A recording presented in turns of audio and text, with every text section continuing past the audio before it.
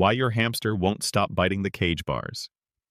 It is the dead of night and the house is completely still. But suddenly, a repetitive metallic scratching sound cuts through the silence, keeping you wide awake.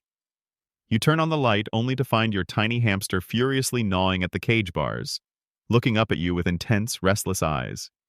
If this sounds all too familiar, you are definitely not alone.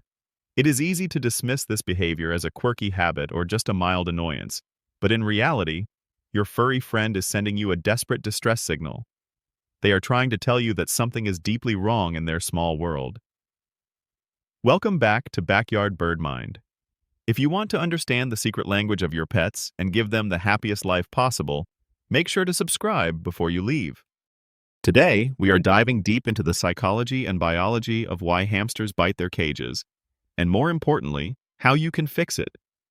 You will want to stay until the very end of this video, because our final solution reveals a hidden environmental trigger that most owners completely overlook, yet it makes all the difference. I have completed the introduction section according to your instructions. Would you like me to proceed with writing the next section? It is easy to look at a hamster's enclosure and think they have everything they could ever need. We buy them colorful plastic houses, scatter soft bedding across the floor, and make sure their food bowls are always filled to the brim. From a human perspective, it looks like a cozy, safe haven. But if we shift our perspective to that of a tiny, high-energy prey animal, the picture changes dramatically. The most prominent reason behind that late-night metallic gnawing is psychological distress caused by a lack of space. In the wild, these small rodents are natural explorers and profound athletes. They don't just sit around in one spot. They actively forage, dig extensive underground networks, and travel several miles every single night just to find food and survey their territory. Their bodies and minds are literally hardwired for constant movement and exploration. When we confine this massive ancient instinct into a standard store-bought cage, the psychological toll is immense. The walls feel less like a shelter and more like a suffocating prison. As the hours tick by, a profound sense of confinement builds up inside their tiny bodies, turning into a state of chronic anxiety and panic. Bar biting is not a hobby or a playful habit. It is a physical manifestation of a frantic escape attempt. They are quite literally trying to chew their way to freedom because their environment is trapping them in a constant state of fight or flight. This stress is significantly amplified by the surrounding environment of our human homes. Because hamsters are nocturnal creatures, their biological clocks are entirely opposite to ours. When you are awake, moving around, and making noise, they are trying to get their essential rest. If their enclosure is placed in a high-traffic area of the house, like a living room or near a television, the constant acoustic vibrations and sudden movements shatter their sleep cycles. Imagine trying to sleep deeply while heavy footsteps echo above you and unpredictable shadows loom over your bedroom. This continuous disruption leaves them startled, sleep-deprived, and profoundly paranoid, pushing their anxiety levels over the edge and driving them straight toward the cage bars the moment the sun goes down. This psychological pressure only worsens when the interior of their home offers no mental relief, bringing us directly to the crushing weight of pure boredom. A hamster's mind is incredibly sharp and constantly seeking stimulation, yet many enclosures are utterly barren, lacking the necessary physical and mental challenges to keep them occupied. When there are no deep layers of substrate to tunnel through, no intricate mazes to navigate, and no hidden treats to discover, their world shrinks down to absolutely nothing. This sensory deprivation is a major catalyst for severe behavioral problems. To burn off their immense reserves of daily energy, hamsters rely heavily on a running wheel. However, a shocking number of pet owners unknowingly provide wheels that are far too small for their pets. When a hamster attempts to sprint on a wheel with a narrow diameter, it forces their spine to arch backward in an unnatural, painful curve. Over time, this repetitive strain causes severe spinal discomfort and chronic pain. The hamster quickly associates the wheel with physical suffering and stops using it altogether. Now, stripped of their only major source of exercise and left with a mountain of unspent energy, their frustration boils over. The intense urge to run and move has nowhere to go, transforming into a repetitive, obsessive-compulsive behavior. They channel all that thwarted athletic energy into the only structure available to them, the metal song of the cage bars, biting down with a rhythmic, frantic intensity just to numb the agonizing dullness of their daily existence. Beyond the deep psychological frustration and the suffocating boredom, there is an ancient, unyielding biological force driving this behavior, which brings us to the fascinating and somewhat complex reality of a hamster's anatomy. Unlike humans, dogs, or cats, whose teeth reach a certain size and stop growing, a hamster's incisors are a dynamic, ever-changing mechanism. Their front teeth are technically classified as open-rooted, meaning they receive a continuous supply of nutrients that allows them to grow and lengthen every single day of their entire lives. If left unchecked, these teeth would eventually grow so long that they would curve backward, piercing their own jaws and making it physically impossible for them to eat. To prevent this catastrophic outcome, nature has equipped hamsters with an intense, uncontrollable biological drive to gnaw, chew, and grind their teeth against hard surfaces. In their natural habitats, this constant wear and tear happens effortlessly as they chew through tough roots, hard seeds, and dig through dense, rocky soil. But inside a household enclosure, they are entirely dependent on what we choose to provide. When an owner forgets to supply safe, natural materials like applewood sticks, pressed cardboard, or specialized chew toys, the hamster's biological clock starts ticking with a sense of urgency. They look around their barren home and their eyes land on the only hard, solid structure available, the metal song of the cage bars. They don't choose the metal because they enjoy it. They choose it out of sheer evolutionary necessity.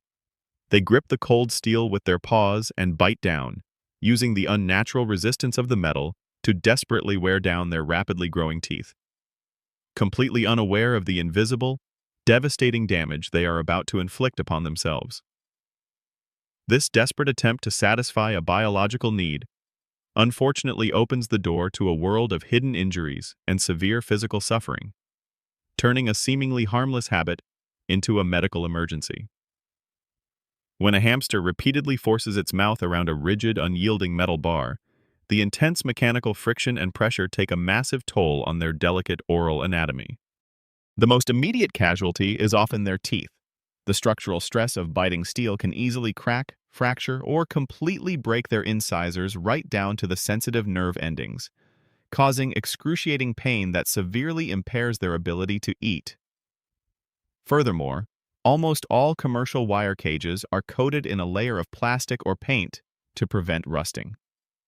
As the hamster chews relentlessly, this toxic coating chips off and is micro-ingested over time, slowly poisoning their tiny internal organs and disrupting their sensitive digestive tracts. But the unseen danger goes even deeper into the secret anatomy of their cheeks. Hamsters possess expansive, delicate cheek pouches that extend all the way down to their shoulders, used for transporting food and bedding. The sharp, repetitive friction of the wire bars frequently scrapes and tears the fragile mucous membranes lining the inside of their mouths and pouches. These tiny, hidden lacerations quickly become infected by bacteria from food particles, leading to massive, painful infections and severe cheek pouch abscesses. These abscesses swell up dramatically, filling with fluid and pressing against their eyes and airways, trapping the animal in a silent cycle of agony that goes completely unnoticed by owners, until the damage is nearly irreversible.